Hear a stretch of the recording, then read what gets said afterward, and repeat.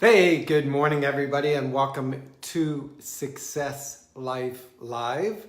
My name is Reid. I am your host, coach, friend. You decide what I am, but I'm glad you took time out of your busy morning to join us here on Facebook, or if you're listening in the rebroadcast through the podcast, I appreciate that as well. Do me a favor as you log in. Take a moment, say hello, make a comment, share, like, follow, Twitter, tweet, whatever you got to do. But take a moment, let me know you're in the room. Good morning, Miss Sarah. Good morning to me. Good morning, extra early to Steve on the West Coast. I'm glad you jumped in for Success Coaching Live.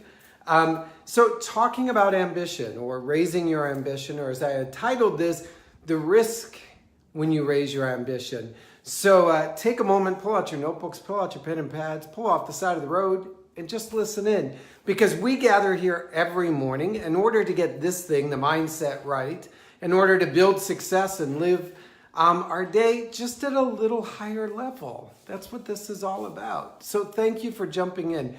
Good morning, Elizabeth and Maldonado. I lived very near Maldonado, Uruguay, so I love your name. It's a beautiful place, Maldonado, Uruguay, Punta del Este, and Points East. So good morning, everybody, and welcome. And let's get started with today's lesson as soon as you take a moment and say hello to somebody, or hit the share button, hit the like button, hit the follow button, hit the subscribe. Buenos dias, Sarah. I know I have to drop into the R's again. Good morning, Inca. I hope I did that right. If not, I apologize, Inca. I'm just going to let it go with that. I'm not going to try. I'm not going to struggle. So raising your ambition, or what happens when we raise our ambition, that's today's lesson. And I'm glad you're taking a moment to join me. So ambition, it's funny that we can have such a negative connotation towards the word ambition. It's almost as if ambition implies that we have to step on the throat of others, or that we have to crawl our way and climb our way to the top on the backs of others. When I hear somebody say, oh, he's very ambitious, they almost imply that he's separated from the herd, that he's running rogue, that he's going crazy, that he's kind of out of control, that his ambition is almost a negative thing. I don't know how we developed this concept that ambition is a negative thing. Or maybe out of our own self-doubt and fear, those that have ambition, we want to separate, we want to isolate, we want to somehow put a little bit of paint on their fence, so to speak, so that we don't have to raise our ambition. And so when I started thinking about this idea of raising your ambition, it followed after I was reading something, and then I was writing something, and then I was paraphrasing. And it was that idea of being completely committed to something is not common.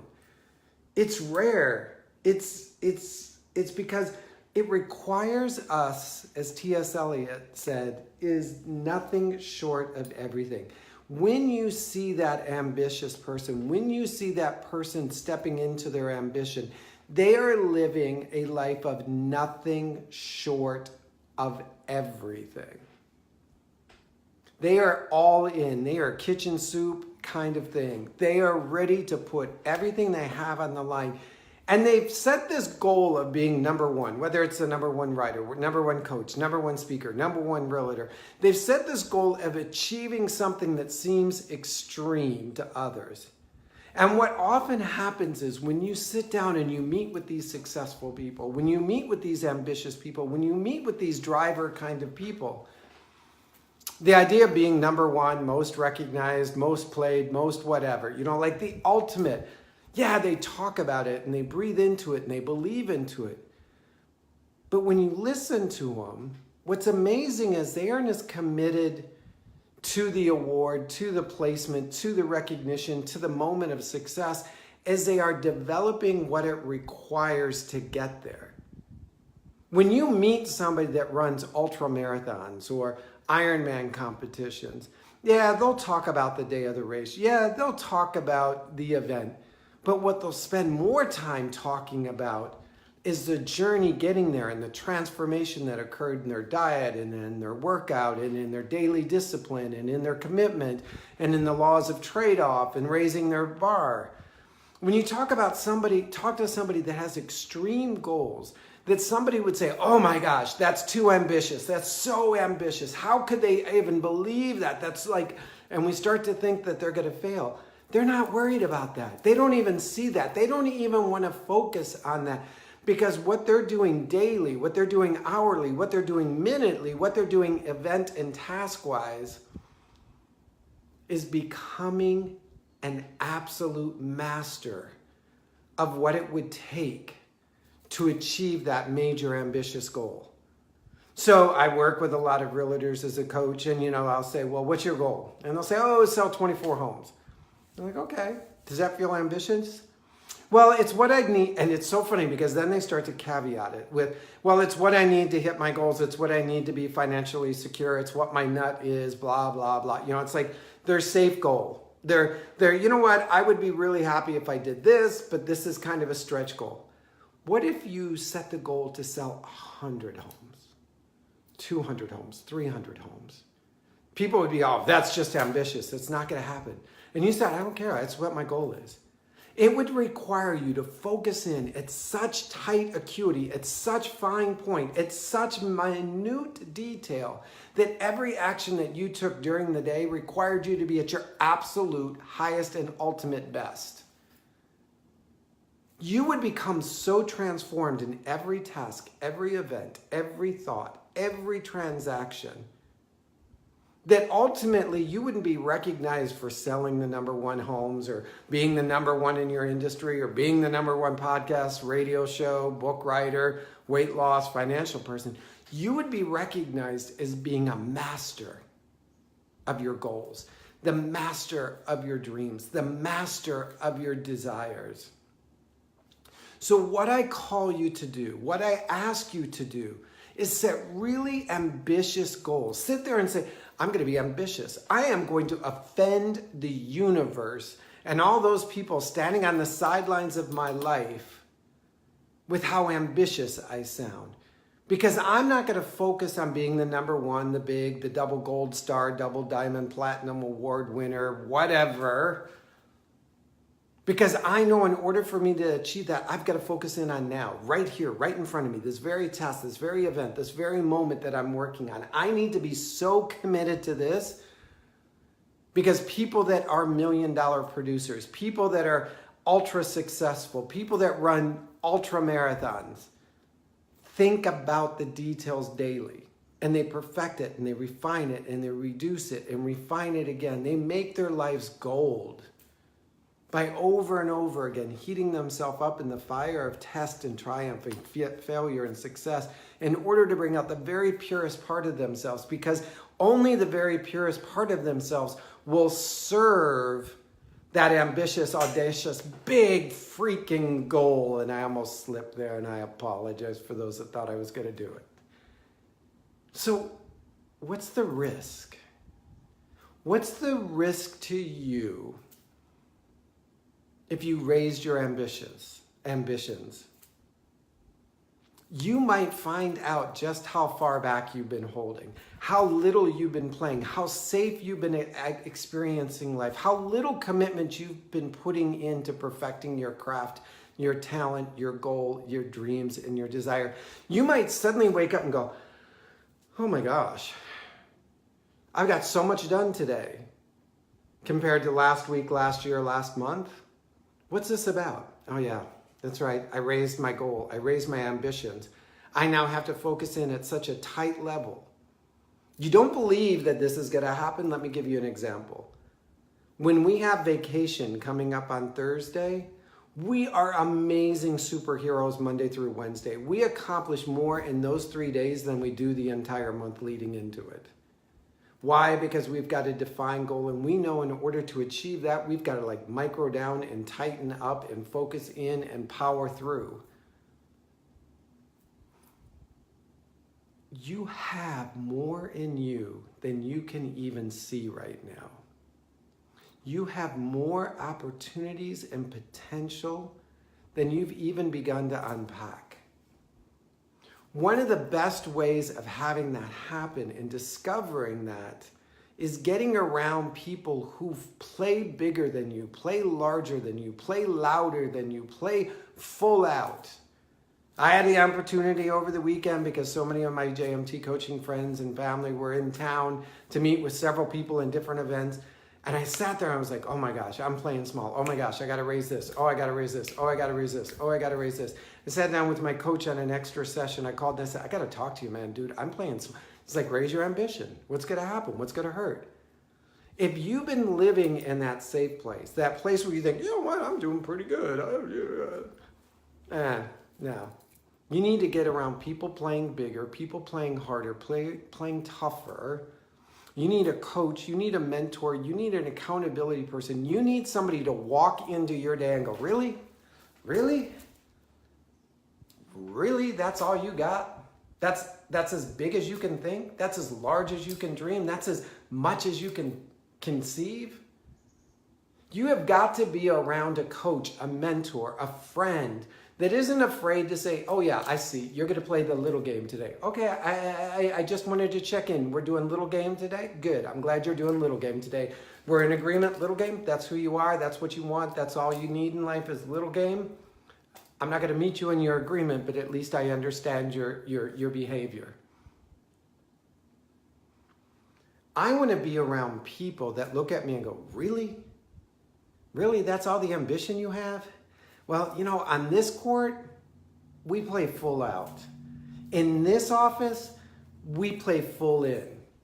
In this faith and in this family, we don't quit just because we got enough. We want to see how much we can give, how much we can develop, how much we can push forward, how much we can achieve. Not because we need to have this ego-centered moment of standing on stage with a crown and the roses and, you know, all of the glory brought to us. We want to know how much is in us. And by knowing how much is in us, it gives us the opportunity to give to others, transform communities, transform lives around us. Because guess what? We're working from a place of unlimited abundance, and we're not afraid to tap into it because we got big ambitions. And big ambitions require big people around us to keep pushing us and driving us and kicking us. So if you've been sitting in your office or in your little shelter and you've been thinking you're playing big and you know, oh man, it's such a hard day, and you know, you wipe the sweat from your brow, you need to get out. You need to meet with other people. You need to have people challenge you and go, really? Oh, really? Oh, that's all you want? Wow. I just need to as a coach, I tell you this, when you and I are on a coaching call, if I hear, I just need, trust me, I am going to jump into it. I just need. I do not serve a divine God that gives me what I just need. I live in a place and from a place and around and surrounded by a place that doesn't meet just needs. It says everything, anything, all the things that you truly want and desire, I can create like that for you. But you got to have the ambition, the desire, and the willpower to play, as T.S. Eliot said, nothing short of everything. I love that when I read it. It was nothing short of everything, because nothing short of everything. If you fall short of everything, then you're really playing nothing. It's everything or nothing. And I know people say, oh, we don't live in an all or nothing. We live in an and or but kind. What I'm saying is, if you don't give it all, then you're really giving it nothing. Immeasurable more than I can think of. Yes. Reading into psycho-cybernetics, and I'm probably not going to find it fast enough. If you give me just a minute. In case you don't know me, I typically have like 3 books in process at any good time. And I noticed Allison jumped in, and I just finished her. But it was interesting. Anyhow, I'll have to find it for you tomorrow. Our mind does not conceive middle. It conceives all or nothing. We define the quantitative value of what all or nothing is. We think we're playing all in. We think we're being big. We have some experience in the past that says, here's the example. So let's say you get on the treadmill this morning and you start your little jog or fancy walk or trot or whatever you want to call it. And you look down at the odometer thing and it says you're going at a 14-minute mile pace. And you do that little thing for 3 to 5 minutes and you finish and it said you averaged a 14-minute mile pace. And you spend the rest of the day going around the room and around your office going, I did a 14-mile pace, I did a 14-minute mile pace, I did a 14-minute mile pace for my 1 mile. You have now programmed in your mind that you are a 14-minute mile pace person. So tomorrow when you come into the gym, what do? You hit the little dial and you dial it, and when it gets to 14-minute mile pace, you stop because you say, oh, I'm a 14-minute mile pace. That's what I was yesterday, that's what I am today. Experience has taught me. And you do that for 2 or 3 days and you start to say, wow, you know what? I feel pretty good at doing 14-minute mile paces. That's who I am. That's what I need. That's where I'm at. Well, let's say on Friday you walk into the gym and there's a guy with his toolbox and he's down there fiddling and tiddling with the workout machine that you use, the treadmill. And you're like, hey, dude, what's up? That's my treadmill. And he's like, yeah, I got to recalibrate it. And you're like, what do you mean you got to recalibrate it? Yeah, we ran some tests and we came to find out this is a 10-minute, it's off by like 2 to 3 minutes. So like when it's reporting 14-minute mile paces, it's really a 10-minute mile pace.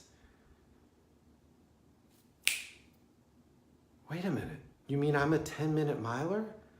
All this time I thought my limit was 14. Now I'm at 10?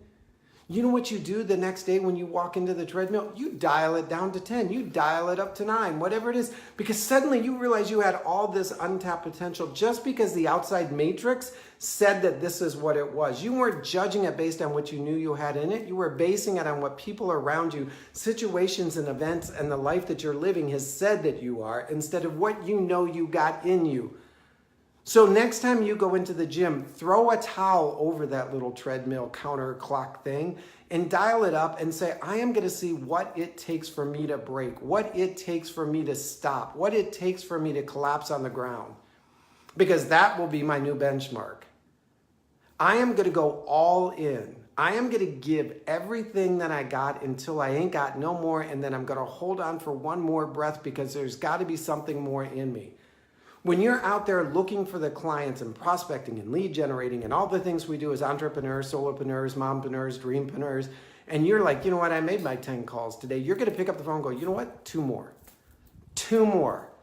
Because I know in me there is more than I have yet to tap in. I am raising my expectations. I am raising my ambitions. I am living bigger than I ever lived before. When you say, you know what, I'm going to do this, and you set a goal, I want you to go, what's 10% more than that? That's where I'm going. When you talk out loud and somebody says, what do you want to be? And you say, I want to be a millionaire. And they say, that's ambitious. Go, no, that's just a starting point. Because I need to learn what it takes to be a millionaire. I need to learn what it takes to have the lifestyle and the habits and the mindset and the discipline and the commitment to being a millionaire, because I plan on going beyond that. I need to know more of who I am and what I have in me than I am currently experiencing. In order for that to happen, I have got to take the risk and raise my ambition, and then I got to start telling everybody in the room about it, because I need accountability. And if nobody in the room thinks that's challenging or big enough, I'm going to go outside the room. I'm going to find a friend. I'm going to phone a friend. I'm going to get a mentor. I'm going to get a coach. I'm going to join a group. I'm going to do something that I am in a group of individuals that make me feel like the little fish and not the big fish. Because there is room for us to grow. There is space for us to swim. There are ambitions for us to tackle. And when you hear, and do me this favor, and then we got to wrap, because we got to go out and make it happen. When you hear somebody say something out loud that you think is like, to you, you kind of like, that sounds ambitious. I want you to just step back and go, you got it. You got that. And even applaud and encourage and say, you know what? I celebrate ambitious goals, because I understand that you, like me, are not seeking the fame, fortune, and moment of ego, but you are seeking the development of the person that it requires to become that moment. and that you are focused on the journey and the process and the perfection and the growth and the digging and the growing and the hunting and the finding and the developing and the sweat and the blood and the tears, that it's going to require you to become who that is, because you want to tap into all that you have so that when you get there, you can go to the next place. When you hear somebody having an amazingly ambitious drive, celebrate them and say, how do I stand beside you? Because I want to be with people who are developing themselves at such a level that it requires everything. Like I said, nothing short of everything. When I wrote this down, and it'll be up posted in a minute, being completely committed to something is not common. It's rare, because commitment requires nothing short of everything. Yes, learn to celebrate the courage of others. Learn to live ambitiously, and don't be shamed by it. It's not a negative thing.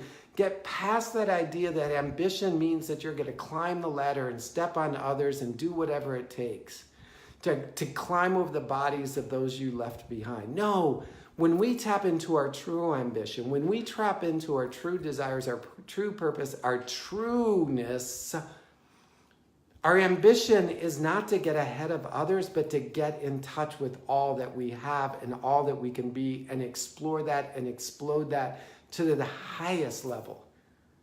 It's amazing when I meet people who are triathletes or Ironman competition or ultra marathoners, and you listen to them and listen to them and listen to them. They talk about the experience of getting to know their body, getting to know their determination, getting to know their commitment, getting to know what is really of value to them. They talk about all of the things that they discovered about themselves, both physically and emotionally and mentally and spiritually, and about the people around them. And then they also mention, by the way, I just ran a 100-mile marathon. And we're all impressed more with the 100-mile marathon, the gold ribbon, the plaque on the wall, the things that show up on Facebook. But I tell you, if you take the time and listen to these people and dig in, you're going to hear that they celebrate the person they became on the journey. Not the award day that happened at the end of the 100 miles. So what's the risk in raising your ambition? Maybe you're going to find out just how big you are, how much you have to offer the world in your dreams, how much more there is in you that you've yet to tap into. It's just kind of my question for today. That's all I'm saying. That's all I'm saying. All right, well, I appreciate you guys jumping in and joining me for Success Life Live. Again, my name is Reid. I love coaching and mentoring with people. It is my passion. I truly do invest in developing my coaching and developing my mindset so that I can serve others better. And that's why we gather here every weekday morning at 8 a.m. Eastern, is so that I can give you what, and some people would say this is somewhat of a group coaching session. It's quite different than a live one-to-one. And if that's something you want to experience or dig into, call me. We'll see if we can make it work. One of the things I do want to stress is, though, you got to be talking about those big, audacious, ambitious goals, and you got to be talking about it with people that have equal big, audacious, ambitious goals, and that are willing to hold you accountable and monitor and encourage and not let you slide back into small when they know big is inside of you. So connect with the people that are in this community. Connect with me through this Facebook channel. Find other people. I don't know, go out today and ask somebody what their big ambition is. And if you say, really? Then what happens after that? If it sounds like a dead-end street, move on. But if somebody says, well, my first level goal is to earn $1 million, and in that process, I've got to do this, this, and this, and develop this, this, and this, and who I am, that's somebody you want in your circle. All right? So something to think about. I hope you will keep me in your circle, so to speak, and that you'll encourage others to join us as well by sharing this out and liking it, commenting it, Twittering it, following it, whatever. You know social media. It's all about keeping the conversation alive. To that effect, I want to, and it probably will occur over on the YouTube channel, Eric G. Reid. I'm going to talk a little bit. I've seen a lot of people making some Facebook social media mistakes that I want to sort of talk about in general, just as a business tool, or it may show up on the business page. I don't know, but I'll get it done later today. In the meantime, you guys go out and live your best day. Be blessed. Live your life with success. Bye-bye, everybody. Have a good day.